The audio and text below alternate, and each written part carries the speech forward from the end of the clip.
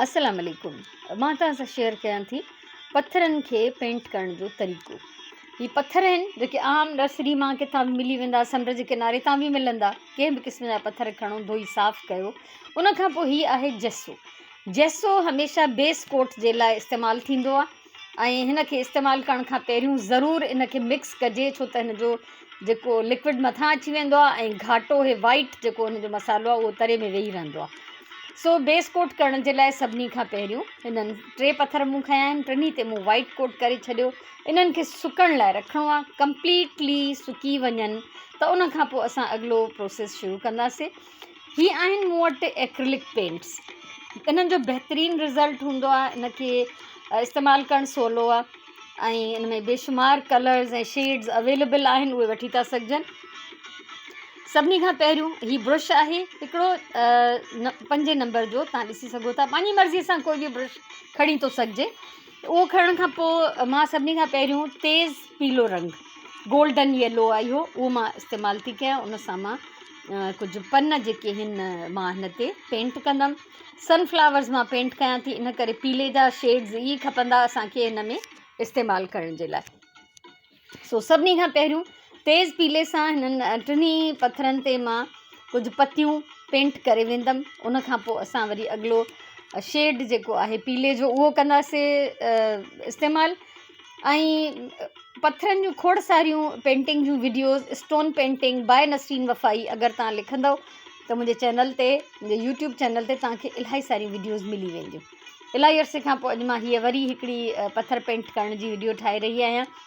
सो सभिनी खां पहिरियों जॾहिं इहो प्रोसेस कंप्लीट थी वञे, उन खां पोइ नेक्स्ट जेको मां हिन में पेंट यूज़ कयो आहे उहो आहे लाइट येलो, हल्को पीलो, फिको पीलो ऐं हिकिड़ो बहितरीनु ऐं जेको आहे ख़ुशि कंदड़, दिलि खे ख़ुशि कंदड़ कमु आहे इहो, अगरि तव्हां हिकु दफ़ो करणु शुरू कयो।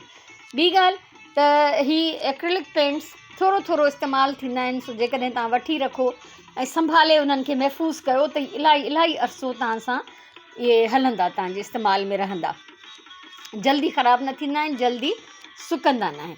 सो हाणे मां हे हल्को पीलो रंग हिन में इस्तेमालु करणु शुरू कयो आहे। हिननि सभिनी पतियुनि जे विच में हल्को पीलो कलर जेको आहे मां लॻायो आहे, यानी कुझु पतियूं जेके आहिनि तेज़ पीलियूं, कुझु हल्कियूं पीलियूं। उन खां पोइ हीअ नारंगी रंग जो, ऑरेंज कलर जो एक्रिलिक पेंट आहे, जंहिंसां मां हिन गुल जो सेंटर थी ठाहियां। हल्का हल्का स्ट्रोक्स हणी, ऐं इहे तव्हां ॾिसी सघो था हिन वीडियो में त मूं कीअं हिन में शेड ॾियण जी कोशिशि कई आहे। इहे सभिनीनि खे इहो ऑरेंज कलर जो जेको आहे कलर हणी प्रोसेस करिणो आहे। उन खां पोइ ब्राउन एक्रिलिक कलर, छो त सनफ्लावर्स था ठाहियूं, सेंटर हिन जो ब्राउन ठाहींदासीं, त ब्राउन एक्रिलिक पेंट सां असां हिन जो ब्राउन सेंटर जेको आहे उहो पेंट कंदासीं, त जीअं हिन गुल जो जेको सनफ्लावर जो जेको लुक आहे उहो थोरो प्रॉपरली निकिरी अचे। छो त मुंहिंजी थीम हुई पूरी सनफ्लावर होम डेकोर जी, त मां उन ई सिलसिले में इहे पथर बि पेंट कयां पई जिन ते मूं सनफ्लावर डिज़ाइन ठाही। उन खां पोइ ही ग्रीन कलर, ऐं ग्रीन बि ईअं यूज़ करिणो आहे जो डार्क ग्रीन आहे, उन सां गॾु थोरो थोरो येलो आहे, ईअं मिक्स करे हुनजो हल्को हल्को शेड ठाहे ऐं असां हिन जा पन जेके आहिनि उहे पेंट कंदासीं।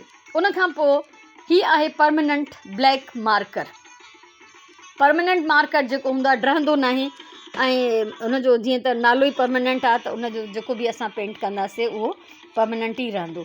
ऐं हीअ मां सभिनी पतियुनि जी आउटलाइन हिन सां पेंट कई आहे, ऐं प्लस गुलनि जे विच में ब्राउन जे मथां बि मां सन्हा सन्हा डॉट्स हया आहिनि। उन खां पोइ हिन नंढड़ी टाइनी ट्रे में मां हिननि खे रखियो आहे। ऐं हिननि खे पेंट करण खां पोइ जॾहिं हे कंप्लीट सुकी वञनि त वार्निश करणु तमामु ज़रूरी आहे हिननि खे प्रोटेक्ट करण लाइ। ॿी ॻाल्हि त विच विच में जेको पेंट बचंदो रहियो उहो मां ज़ाया न कयो आहे। हे टिन हुयो मूं वटि, उनखे मां उन्हनि साॻियनि ई रंगनि सां पेंट कयो आहे त जीअं मुंहिंजो पेंट ज़ाया न